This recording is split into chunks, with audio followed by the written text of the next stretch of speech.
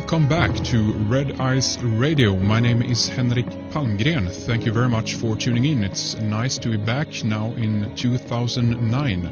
And this is our first radio program of the new year.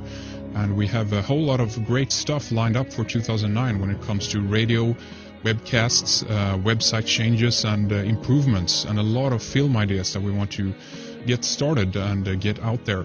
So stay tuned to our website, redeyescreations.com, and join our member section.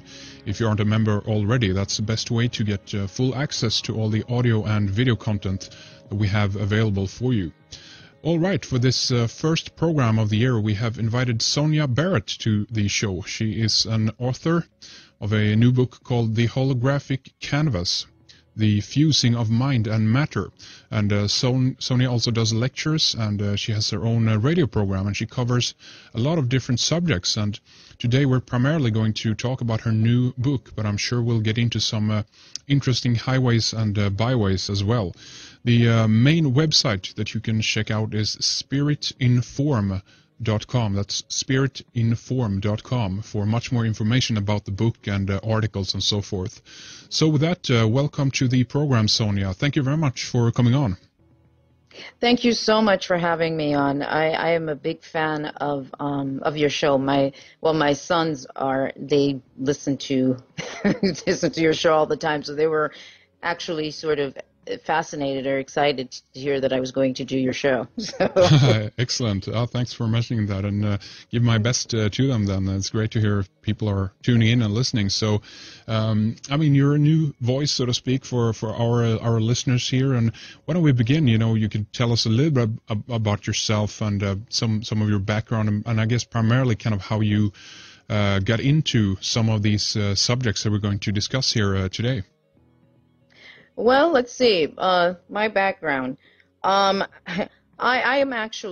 started out like everybody else. Now, I shouldn't say everybody because some people are more curious than others, but I always had a curiosity as a child, and I guess I just will start by saying that.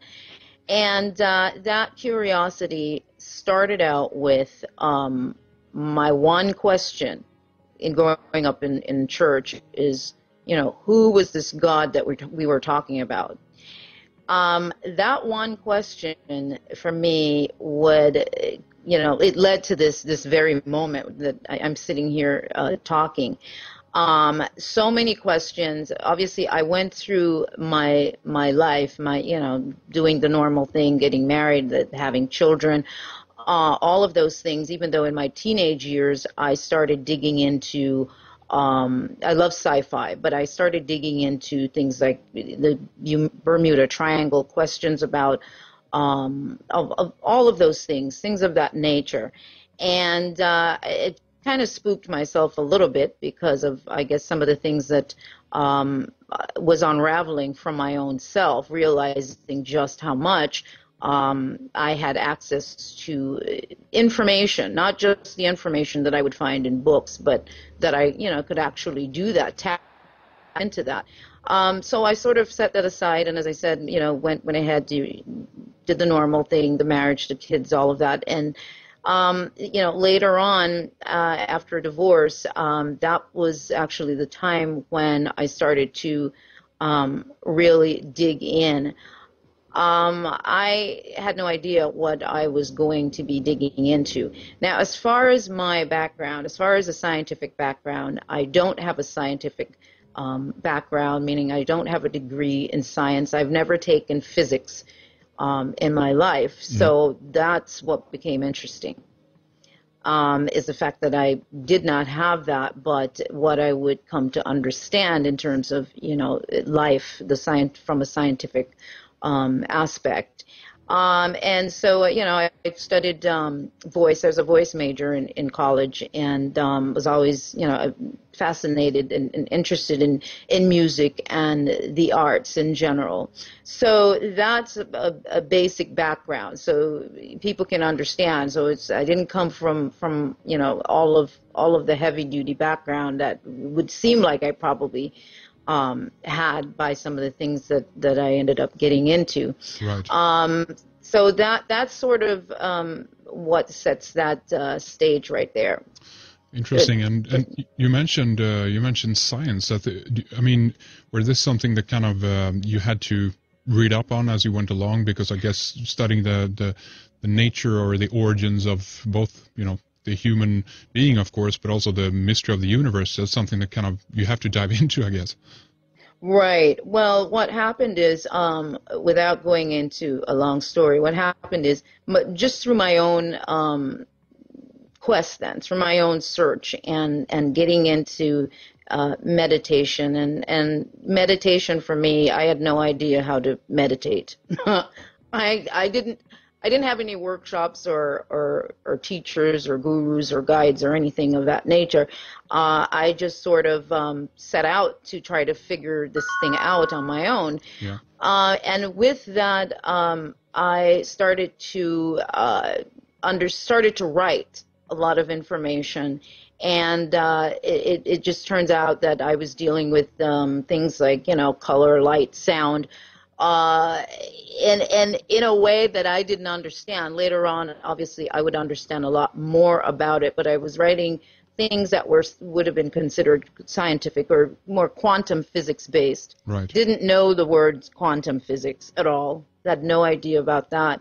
So that sort of unfolded from within me, but as time would go on, I started to then look at other scientific information, other information that would support what I was hearing and allowed me to understand even more. So that's sort of what happened. So that's a good part of what I promote in sharing any kind of information, and what the book really promotes is one's ability to have access to that kind of information, and not just a select few, which is the reason for the madness that we see in our reality today. People wanting to own information and power and controlling everyone else, and only the elite are allowed to know these sciences.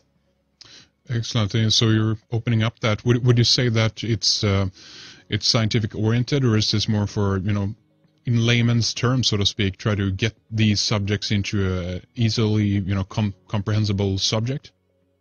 Oh, it's in layman's terms, because even though I'm writing it and it's scientific, it's still not scientific per se in terms of from the aspect of a scientist writing it.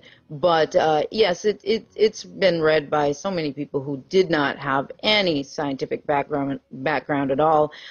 So it's written simply, and I've been told by quite a few people they were then encouraged to begin to dig into finding out more about the human body, the brain, and just the sciences. They were encouraged to do that, because you realize that you kind of have to in needing to understand more about the nature of our world. Yes, absolutely. And so, I mean, what would you say are some of the, if we dive into some of the subjects that you do cover in your book, The Holographic Canvas, in regards to quantum physics and so forth, what would you say are kind of some of the most interesting, I guess, revelations that you encountered when it comes to, I guess we can say the nature of the human being, or either,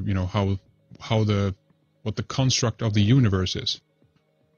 Well, I talk about time travel, but not from the perspective of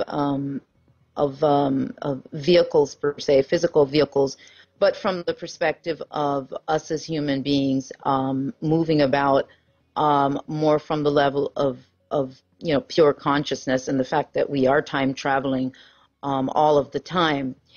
So I talk, I guess the book discusses a lot about the trippiness of time. Yeah. Because that's where so much of the confusion comes in, is really understanding that nothing is really as static, as stationary as we would like to think. And I think that alone creates a huge confusion. So things are changing all the time. So that's a huge focus of the book, is